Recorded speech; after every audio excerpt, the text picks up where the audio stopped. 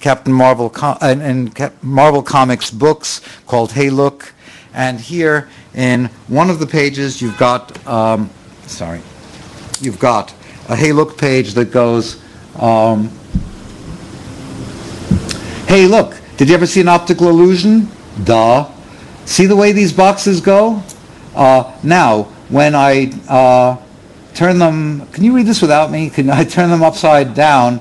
My ability to read small and upside down is hard. Can you do this, Francoise? My eyes aren't good enough. Oh, thank you. They'll turn inside out. That's an optical illusion. Fantastic. There's another optical illusion out there. See that character? There looks like a human being, only it's just printed ink on comic book paper. There? Yep. Printed, huh? What a face. When you look close, you can see the little dots that make the color. Yep, I saw them. The only thing is, why is it that every time I look at those comic characters, they're never laughing? They all look so sad. No sense of humor. They're no use. Phooey. Let's tear up the whole business. Okay. And returns you to the white of the paper. In conversation to us in a way that I think is very cogent. He said, when you look at the work of art in a museum, if you don't understand it, you think that you're an idiot and there's something wrong with you. But if you read a comic and you don't get it, you think the cartoonist is an idiot. And I think that basic compact in when something is printed where the audience is going halfway, is meeting you in the middle, where you're not necessarily catering to an audience, but in the instance of kids' comics, we are talking about artists even though it's targeted toward the understanding that a young child could have. There's often in the art world a kind of precondition that in order to be art, the author has to disregard who is going to be reading it and what the comprehension level of the audience is. And I have had conversation with other editors at The New Yorker who think that children's literature is not literature by definition because the person writing is aware that they are writing for a specific audience.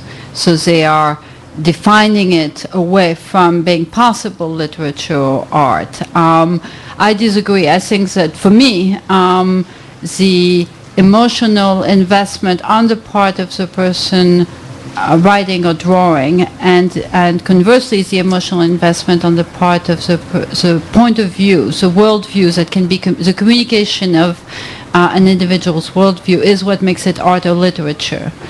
And that can happen. Sorry, I didn't mean to interrupt. The thing you were talking about at the start was Roy Lichtenstein. It's reduced down in my head to Lichtenstein did no more for comics than Andy Warhol did for soup. Basically, what he did was find a way out of the cul-de-sac of painters painting fully abstract pictures by saying, well, we're not going to make representations. That's mere illustration. We will make pictures of pictures.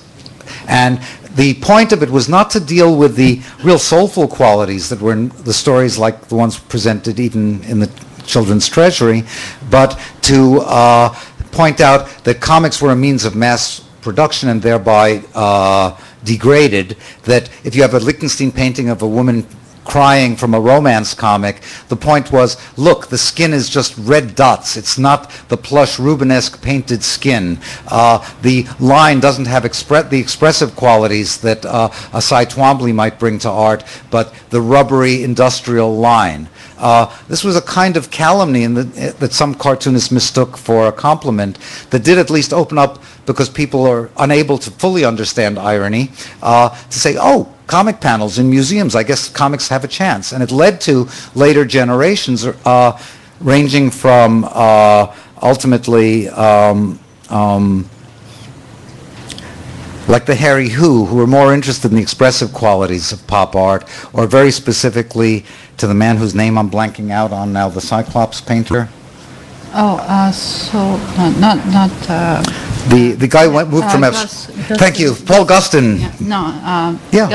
Philip Gustin. Sorry, I'm still half in Milan, so I'm jet lagged for this. Anyway, all of which is to say that the artist friends I have, the gallery-oriented painters, subscribe to a notion of art as communion with the shaman, that you present your entrails and they're read by somebody. Because comics artists work at least halfway toward the novelist's concerns, they're involved in an act that's looked down on in some corner of the art world that has to do with communication.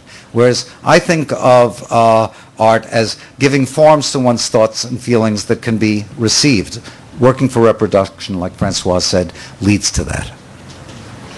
What can you say about Disney buying Marvel Comics for $4.5 billion? Sounds like a good business deal to me, Disney and Marvel. Well, you know, it got encapsulated in a picture which is always memorable right away, which is just like pictures of Donald Duck in a Spider-Man outfit, you know? I mean, I'm talking about the coalescing of like two really different genres. I don't want to say genres. Well, it's all one genre, which is... at this point, a lot of the mainstream comics has moved toward creating characters that can then be exploited in other media. So there is in terms of the Marvel comics themselves, there's not so many creators doing new things as much